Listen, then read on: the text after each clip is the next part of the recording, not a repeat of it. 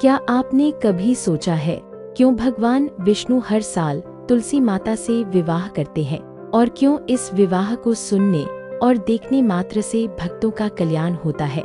आज हम जानेंगे तुलसी विवाह की वह पवित्र कथा जिसे सुनने से जीवन में सुख, प्रेम और समृद्धि का वास होता है। बहुत समय पहले की बात है। एक असुर राजा था जलंधर। वह अत्यंत बलवान था, पर उसकी सबसे बड़ी शक्ति थी उसकी पत्नी वृंदा की सच्ची भक्ति और विश्वास। वृंदा भगवान विष्णु की महान भक्त थी। उनका हृदय पूर्ण रूप से धर्म, सत्य और अपने पति के प्रति निष्ठा से भरा था। उन्होंने यह संकल्प लिया था कि जब तक वे सच्चे मन से अपने पति की रक्षा के लिए पूजा करती रहेंगी, कोई भी शक्ति जलंधर को पराजित नहीं कर पाएगी। यही उनकी भक्ति का बल था। उनकी सच्चाई और विश्वास ने जलंधर के चारों ओर एक अदृश्य आध्यात्मिक कवच बना दिया था। कहा गया है, जहाँ सच्ची भक्ति होती है वहाँ स्वयं देवता भी झुक जाते हैं। देवता सब मिलकर भगवान विष्णु के पास गए। उन्होंने कहा, प्रभु, जब तक वृंदा का यह विश्वास और निष्ठा जलंधर के साथ है, उसे कोई नहीं हरा सकता। भगवान विष्णु ने कहा, मैं धर्म की रक्षा करूंगा, लेकिन वृंदा के सम्मान का ध्यान भी रखूंगा। इसके बाद भगवान विष्णु ने जलंधर का रूप धारण किया और वृंदा के सामने उसी रूप में प्रकट हुए। वृंदा ने उन्हें अपने पति समझकर उनका स्वागत किया। यहीं से शुरू होती है कहानी का सबसे बड़ा मोड़, जिसे जानकर आप समझेंगे कि प्रेम, भक्ति और शाप कैसे मिलकर भक्ति को अमर बना देते हैं। अगर आप कथा को अब तक श्रद्धा से सुन रहे हैं, तो यहीं एक पल रुकिए, वीडियो को लाइक करें, चैनल को सब्सक्राइब करें, क्योंकि आगे आने वाला भाग इस कथा का सबसे रहस्यमयी हिस्सा है, जहां भगवान विष्णु स्वयं एक शाप स्वीकार करते हैं।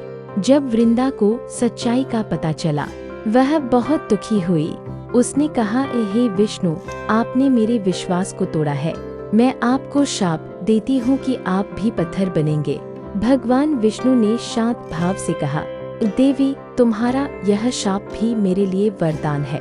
और वे पत्थर नहीं बल्कि दिव्य शिला बन गए, जिसमें स्वयं उनका वास हुआ। और वही दिव्य शिला कहलाती है शालिग्राम। अब आप सोच रहे होंगे, शालिग्राम आखिर है क्या?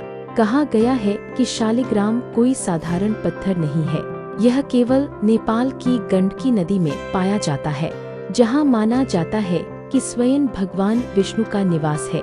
हर शालिग्राम के भीतर कोई न कोई दिव्य चिन्ह, जैसे चक्र, शंख या कमल, अपने आप प्रकट होता है।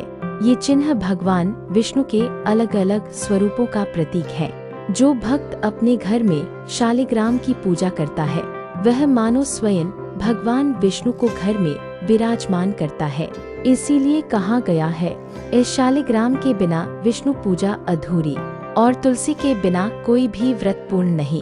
जब वृंदा अग्नि में समा गई, वहीं से एक दिव्य पौधा उत्पन्न हुआ।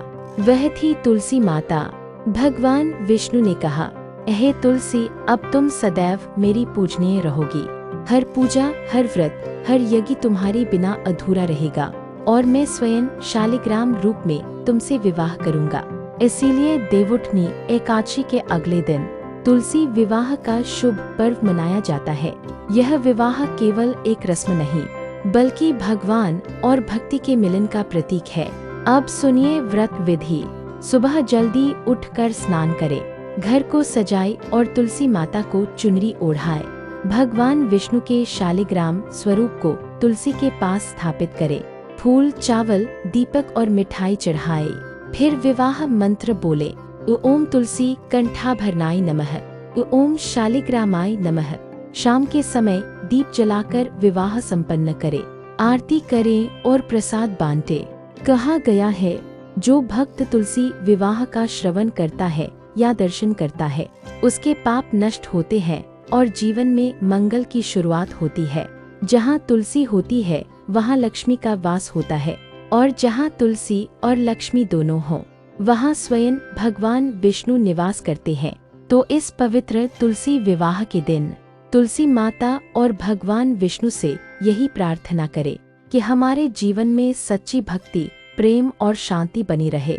अगर यह कथा आपके हृदय को स्पर्श करे तो इस वीडियो को लाइक करें, शेयर करें और सब्सक्राइब करें ताकि हर नई पावन कथा आपके जीवन में प्रकाश लाती रहे। जय श्री हरि, जय तुलसी माता, जय तुलसी विवाह।